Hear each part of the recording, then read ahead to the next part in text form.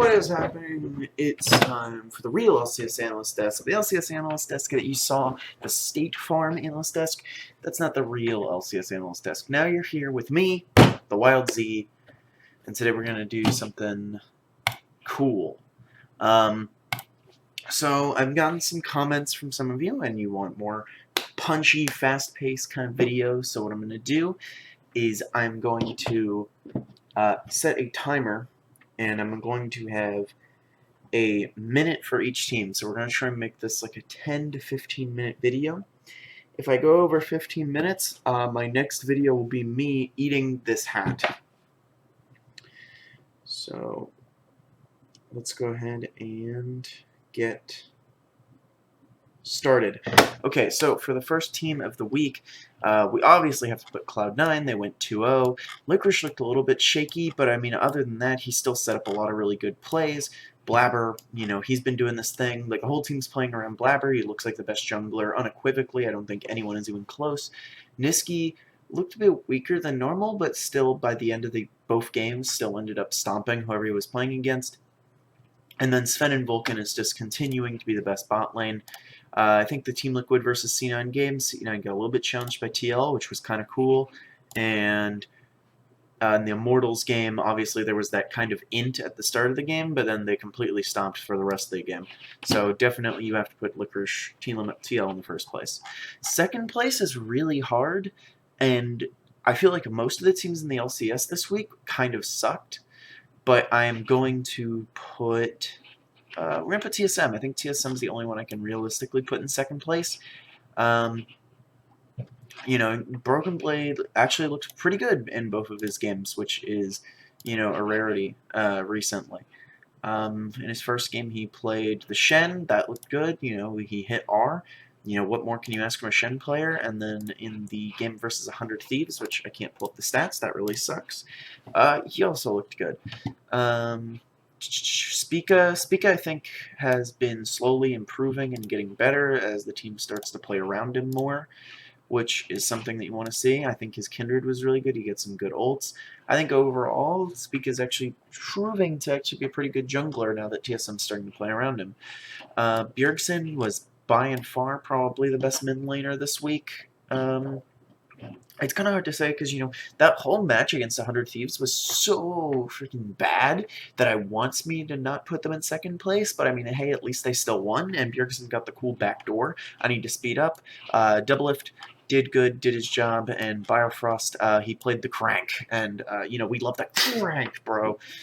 So, overall, I think TSM looks bad, but especially after that 100 Thieves game. But, you know, they dumpstered EG. They could not beat C9, but nobody can. All right, so our third place team gets really hard here because all these teams did not look good. I guess CLG because they looked honestly cleaner than Team Liquid and FlyQuest, which is, you know, that's good to see. Ruin's not just running it down anymore. Wiggly's actually, you know, playing around the team. Their first game they lost to FlyQuest. That was, you know, pretty rough. I think that was just pretty big jungle gap for sure. I think putting Wiggly on J4 is kind of troll at this point. Pobelter's looking good. I think definitely he's making a pretty good argument that he's in the top 5 as mid laners, which is good. 6A was very surprising this week. Maybe he's just like KDA player now, but like played really well, didn't die a lot, got lots of kills, got lots of assists. He's just doing his job. And where's he? Smoothie? Smoothie's not running it down. So I mean, like CLG's just looking better because they're not running down games. But that FlyQuest game, they easily could have won it. They literally could not stop themselves from throwing. But their second game against 100 Thieves, hey, they won the game. It looked sloppy, but they won the game. Okay, so now we get to our fourth place team. Oh, I want to put Team Liquid, but I think this is a really hard one.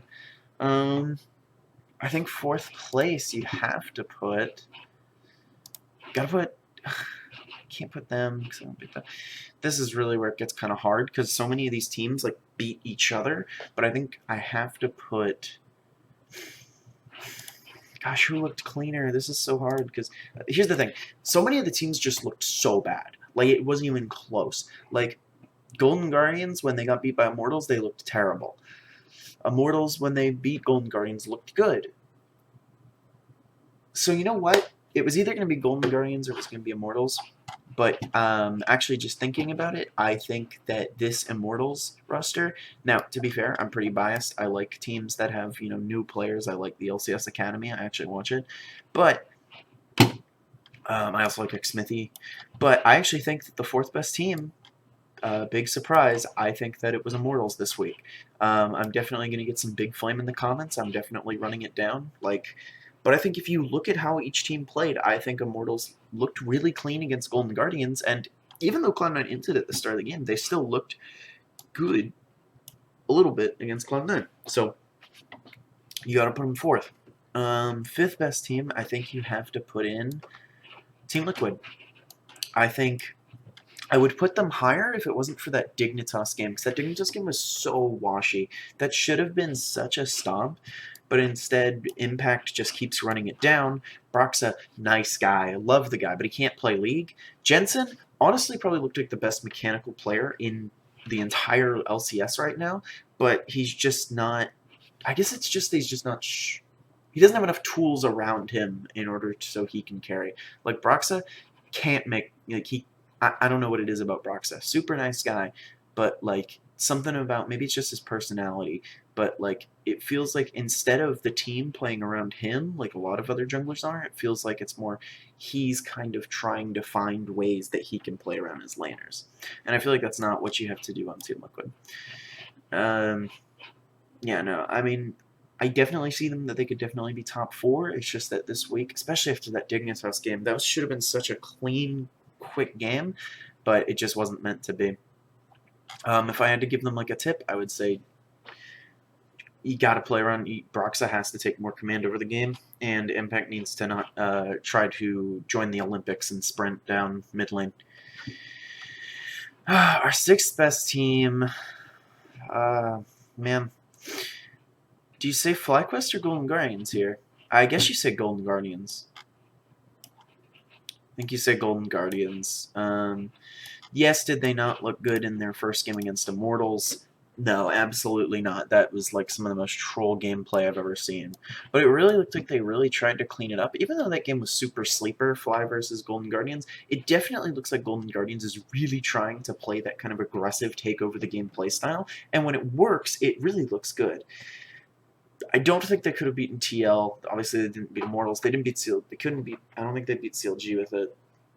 There's a lot of stuff they have to clean up, but they're definitely starting to look better. I think Damonte's team, Twisted Fate, is looking really nice.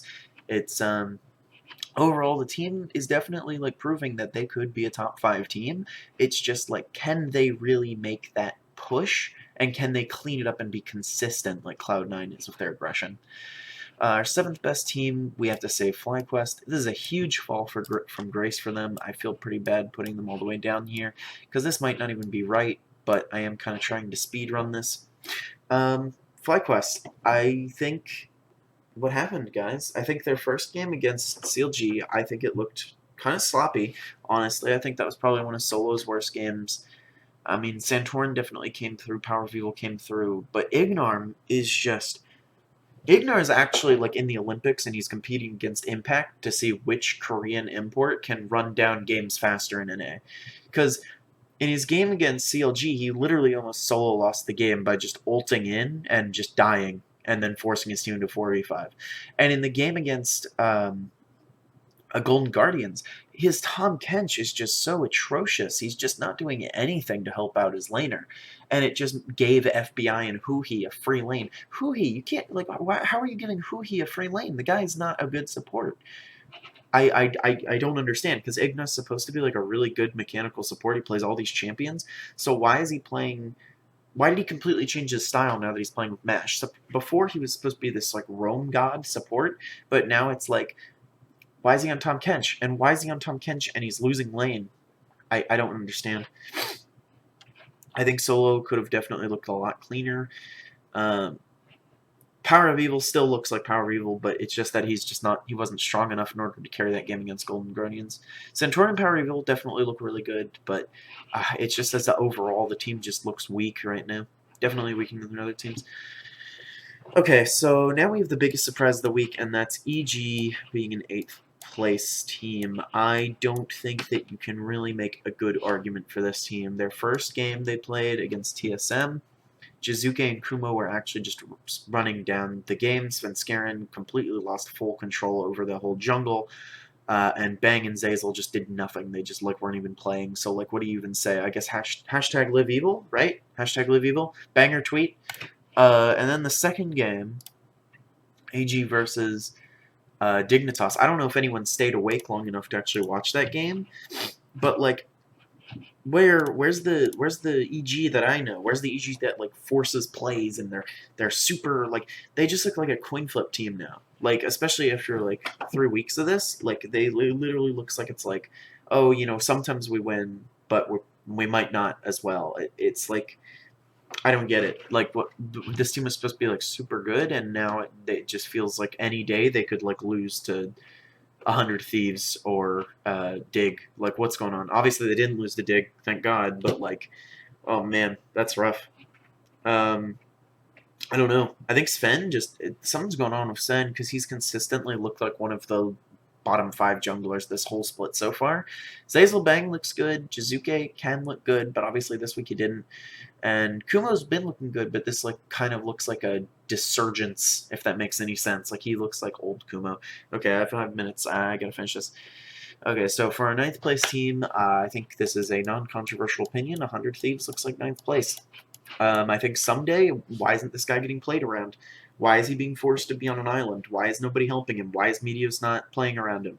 Meteos is gone now. Why did Meteos do that Volibear ult that didn't go into the Dragon Pit? Why is Meteos making all these mechanical misplays? Why is Ryoma getting super fed and then he has flash up and gets blitz hooked and he didn't flash away from the blitz hook? That's just bad play. Why is Cody's son not able to do anything? Why is Stun going 0-8 every single game? I'm looking forward to with the upcoming roster changes that are happening, potentially, but it just doesn't look good on the 100 Thieves side. I'm hoping that they can come back with these roster changes, but it's definitely a very strange thing that's going on over there. I don't know why Ryoma's getting played around when he gets leads and he just throws them, and some days just getting ignored. It's very strange. Definitely looked like the 9th worst team. And the only reason they're the 9th worst team is because, Dignitas is doing them a solid. Dignitas is like, hey, 100 Thieves, I got your back, I know you guys look like dog shit, but we're going to look like a pile of dog diarrhea. Lorlo looked like the only person on this team. Aframu had one game where he kind of had a flash of hey, Aframu can play League. But then after that, it looked like Acadian couldn't do anything. Froggen couldn't do anything. Froggen just lost them that game against Team Liquid because he was just I'm just going to farm mid, guys. Haha. I don't know. It actually, it looks like Acadian, Froggen, Johnson, Aframu, it looked like they were all just trolling that game. It did not look like any of them were trying. Very disheartening. Very bad week, I think, overall for the league. I think most of the games looked really sloppy or one-sided and just weren't fun to watch. So that's always disappointing. This is what I think the current, 1 through 10 teams are. God, we have to hope that C9 does well, because right now NA is not looking great. All right, and let's do some predictions here. Let me see if I can pull up my predictions. Nope, I guess I won't be able to find them. Okay. Oh god, I have 2 minutes left. Okay, whatever, I don't care. Okay, so let's quickly do some predictions. My current predictions, I'm actually 26-4. Go ahead and, if you'd like, tell me how you're doing on the predictions. Let's just quickly go through this. Let's see if we can find the match of the week, and let's do some predictions here. 100 Thieves versus Golden Guardians. I think, even with the roster changes, I think the 100 Thieves is still bad. So I think you said Golden Guardians. CLG versus Cloud9, C9. Golden Guardians versus TSM. Now, this is a banger match that I think could be really close. I think you have to say TSM, but it's definitely could be a very close match. 100 Thieves versus Team Dig. This is the toilet bowl match. If you want to see a match between two bad teams, this is the one to watch. I would say 100 Thieves, though, for sure. FlyQuest versus EG. That's going to be... This is my hype match. I love the rivalry between these two teams. I'm going to say FlyQuest, but it'll definitely be a fun match to watch. TL versus Immortals. You got to give that to TL. And then Sunday, let's quickly go through this. We have 1 minute. C9 versus Dig. C9. That's going to be a FlyQuest versus Liquid. Oh, this is hard, but I'm actually going to say FlyQuest here. CLG versus TSM. I think you got to give that to. Oh man, I think right now I'm actually gonna be a little crazy here. I'm gonna predict CLG. I think CLG just looks like a cleaner, better team. I think TSM, especially that 100 Thieves game, looks super beatable. And then Immortals versus EG, you gotta give that to EG.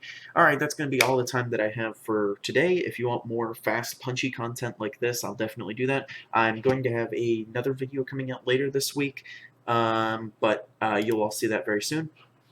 This is gonna be it. Talk to you all later. Goodbye.